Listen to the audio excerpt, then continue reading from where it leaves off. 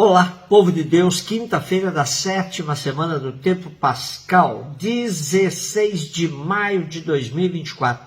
Nossa reflexão de hoje é a partir de Atos 22 a 30 até 23, de 6 a 11. E João 17, de 20 a 26.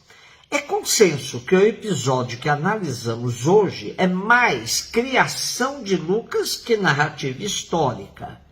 Não era possível na época que um oficial romano convocasse uma reunião do Sinédrio judaico, muito menos que tivesse participado de um debate entre judeus falando aramaico que ele nada entenderia. Por fim, também um oficial romano não tinha interesse algum por esse tipo de discussão entre judeus. Então nos resta perguntar, por que Lucas criou todo esse contexto? A resposta mais plausível é a de que Lucas construiu este cenário com o fim de mostrar a total desintegração do Conselho de Jerusalém, que não pôde resistir à palavra de Paulo e perdeu toda a consistência de se negar e aceitar Jesus. É claro que Lucas se aproveitou de fatos históricos, como, por exemplo, as diferenças entre fariseus e saduceus. Então, Lucas coloca como centro do debate aquilo que para ele, Lucas, era um tema crucial no cristianismo, a ressurreição.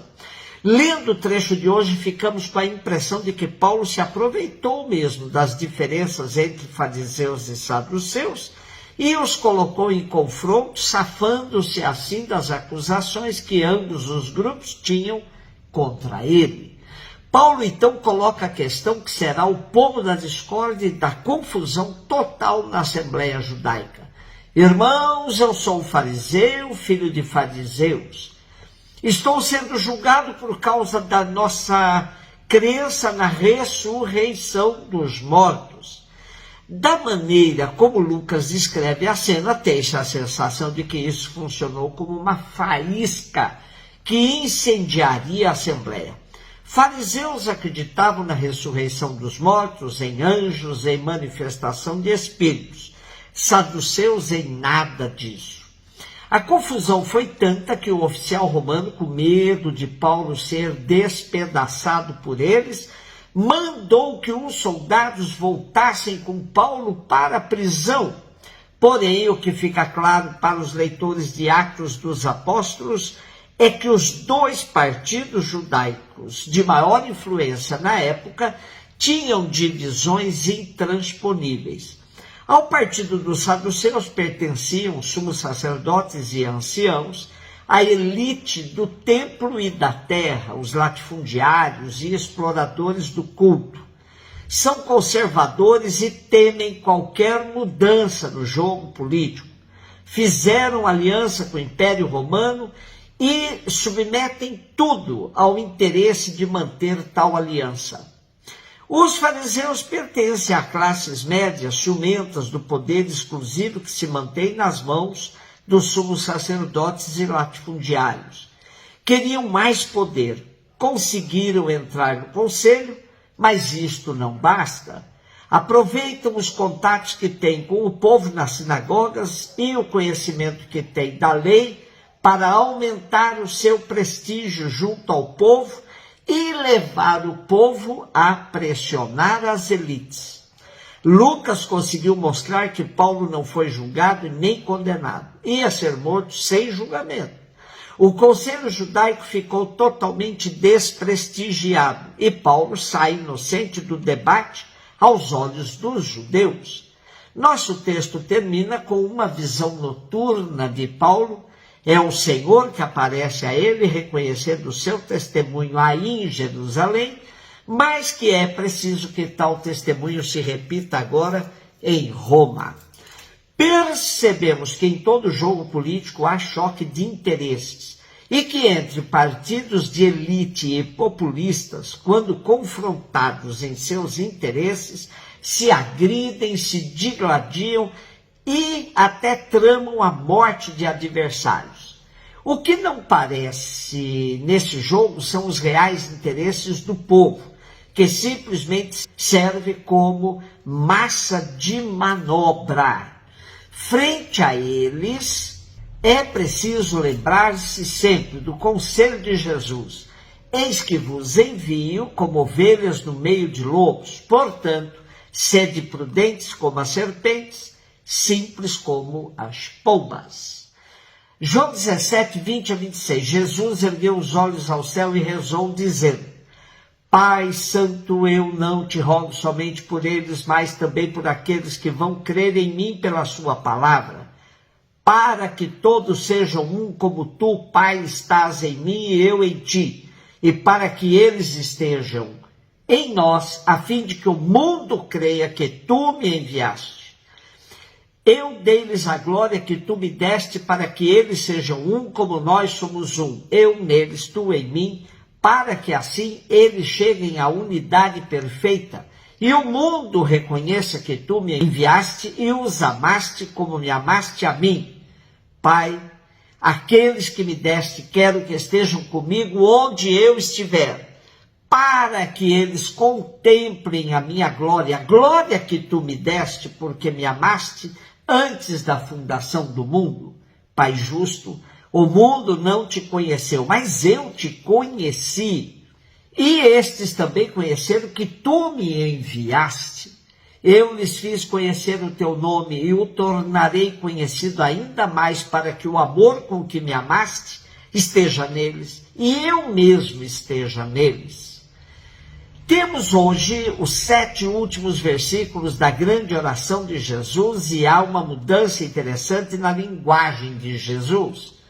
Nos primeiros versículos, o acento era a união de Jesus com o Pai e com os seus na glória. Agora, no final da oração, o destaque está na unidade no amor. A comunidade do amor é o testemunho ao qual somos chamados para que o mundo creia, para que todos sejam um, para que o mundo creia. Não podemos deixar de reconhecer que a divisão entre os cristãos é, sem dúvida, uma imensa contradição. Ponha-se do lado de quem não é cristão e veja se, frente ao testemunho dado por nós, que nos dizemos cristãos, dá para convencer alguém a ser um de nós. Mahatma Gandhi dizia: eu gosto de Cristo, eu não gosto de vocês cristãos. Vocês cristãos são tão diferentes de Cristo.